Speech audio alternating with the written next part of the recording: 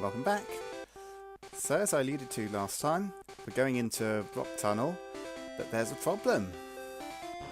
It's dark, and I can't see.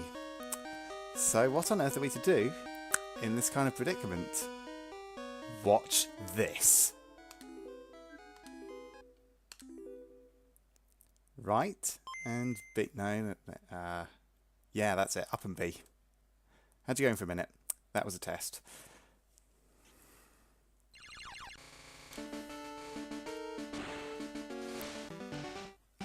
So as you can see, now we're in the sepia palette. Things look a bit weird, but if we go back into Rock Tunnel, we can see our own silhouette, because it's, for some reason, objects that move appear to be coloured differently from background objects. So, this is neat. You can just walk around and everything's completely normal. I mean, the text isn't the clearest, but to be honest, that scarcely matters when we can get through without Flash, which is great. And also this kind of looks a bit funky, you know, with all the faded effect, you know, it really gives off that nostalgic kind of feel. I'm a little hesitant about switching to Beedrill for this, since confusion is a problem. So, yeah, just mess him up, Ocean Man.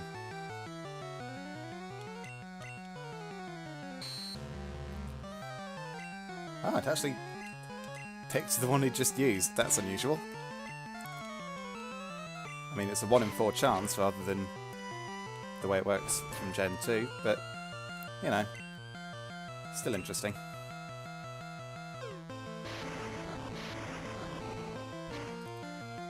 Nice.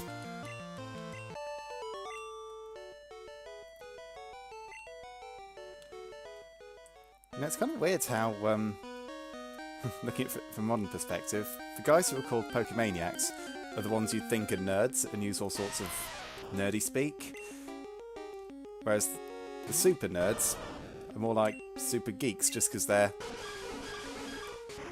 kind of showing off their intelligence rather than their popular culture smarts. Okay, withdraw? Now, this is actually food for thought, since because of the gym badge glitches in Gen 1, withdraw wouldn't be a bad move to set up a whole bunch of buffs. But at the same time, because he's so over-leveled, he doesn't really need to buff. And it does mean that Seismic Toss is more useful than it might be if he were under-leveled.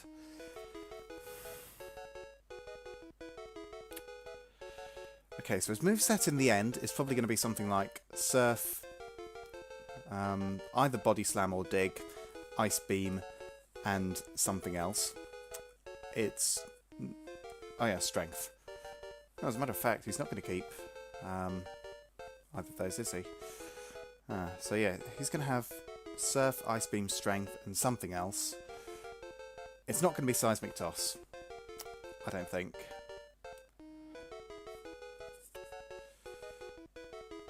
Because even if he's level 100, taking off 100 HP isn't going to do... you know, might not be as effective as getting stabbed from Surf or super effectiveness from Ice Beam. So... I don't know.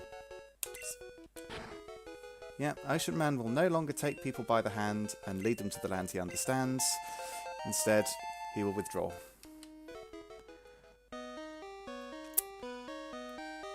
That has to be the longest move replacement I've ever done. Also, did that transition seem oddly fast to anyone else? Maybe because the screen isn't programmed to fade in and out when there's darkness. I'm not sure. Oh, come on. That 256 just doesn't make sense.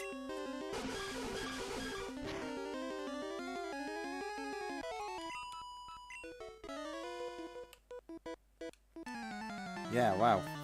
Without the screen fades, this whole thing really is a lot faster.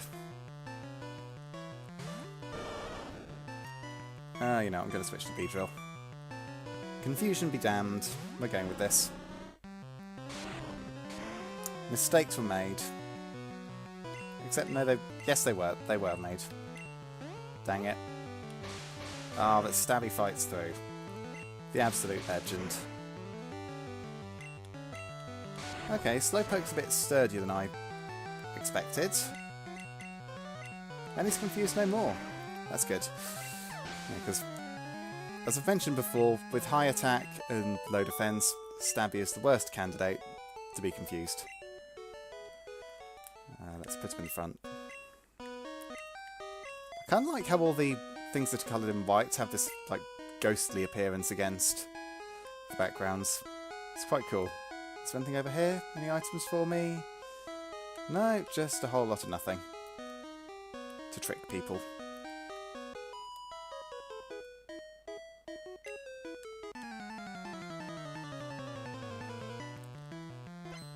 I wonder what that little black object keeps showing off the side is.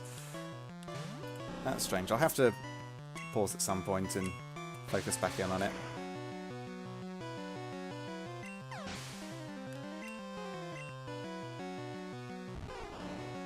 Bulbasaur. That's not something you fight very often.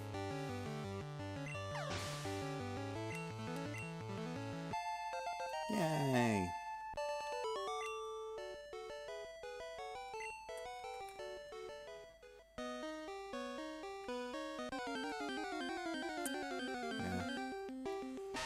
Maybe I ought to put Ocean Man back if Geodudes are going to be appearing. So that next guy does appear to be a super nerd, so he might have Slowpoke.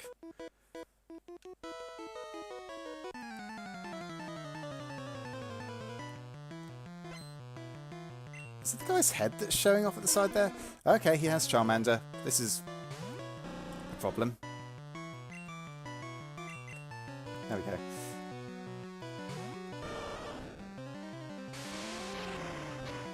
Okay, I used Rage anyway, that's not very effective at all. Well, I don't mean as in not very effective like that, just it does so little damage. It only has Cubone as well. That really would have been a bad time for Stabby.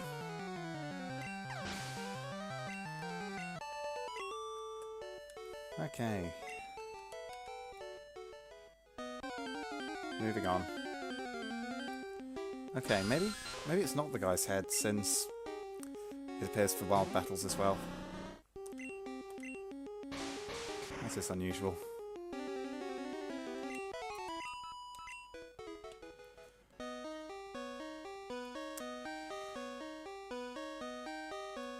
Is there anything upwards? Okay, yeah, looks like I've got a choice of 2 hikers to fight. So, Ocean Man, come back to the front. I'll fight them both, just because I can.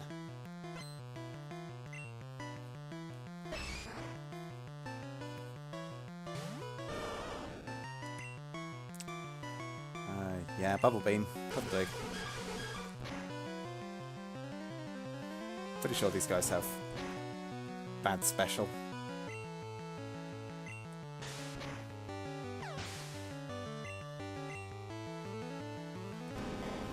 There's Onyx. I had a feeling I'd be fighting these soon. I mean, they are a very rare encounter in here, but even so.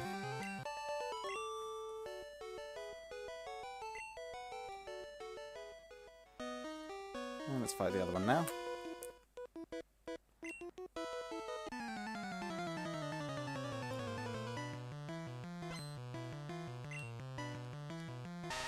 Yeah, it's definitely not a super nerd's head that's appearing at the side there, because even the hikers have that weird object there. Gen 1's a really weird game. There's all these strange bits and pieces you wouldn't normally see.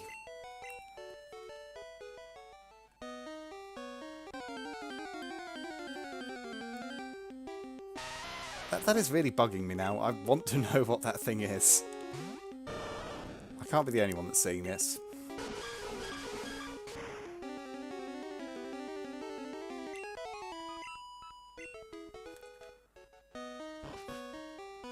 More hikers.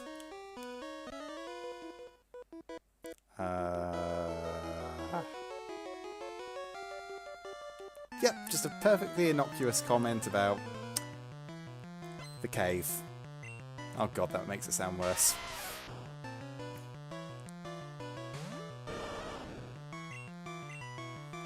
Anyway, moving swiftly on from that line of questioning. Critical hit. I love it. And he's levelling up. Wonder how long it'll be before... Well, I know exactly how long it'll be before he becomes a Blastoise. He'll evolve at level 36. But... I wonder where I will be when that happens.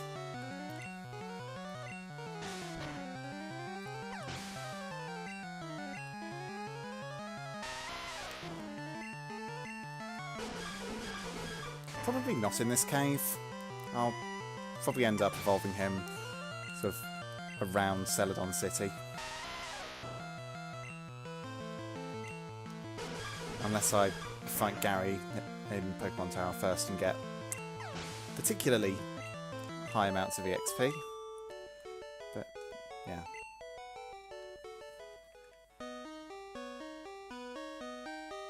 There's another one down here.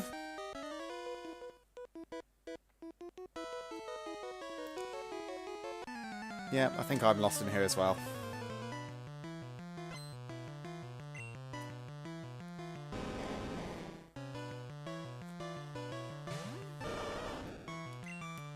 I mean, I know vaguely where I'm going, but I haven't memorised the fastest path. Probably because my usual way of getting through is just to explore everywhere. Which pays off in the remakes, since there's a move tutor for Rock Slide. But, yeah, in the originals it's pretty pointless unless you want to fight absolutely everyone. Which I do, so maybe I am doing the right thing.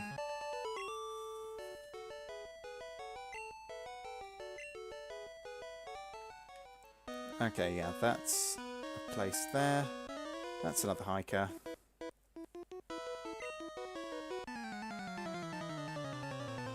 A strangely territorial hiker, but yeah, usually they're kind of jolly, happy kind of dudes. I'm aware that I'm running out of Bubble Beam PP, but if memory serves, down the next ladder there's a bunch of junior trainers, picnickers, whatever you want to call them, with a bunch of Bellsprouts and Oddishes. Anyway, Graveler. I don't think we've seen one of those in the game yet. And it's also been evolved early, somehow. But that doesn't matter, because we win. No, I don't think there's anything this way. What? What? What just happened? Okay, so the GameCube hasn't crashed.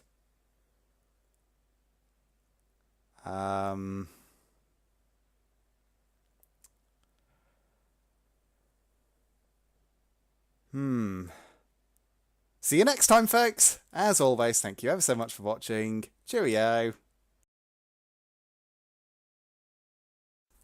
So I got a screenshot of the mysterious object that kept appearing on the screen, and it looks like Red's body with some strange parts of a circle, like the top hemisphere of a circle on top and the top right quarter circle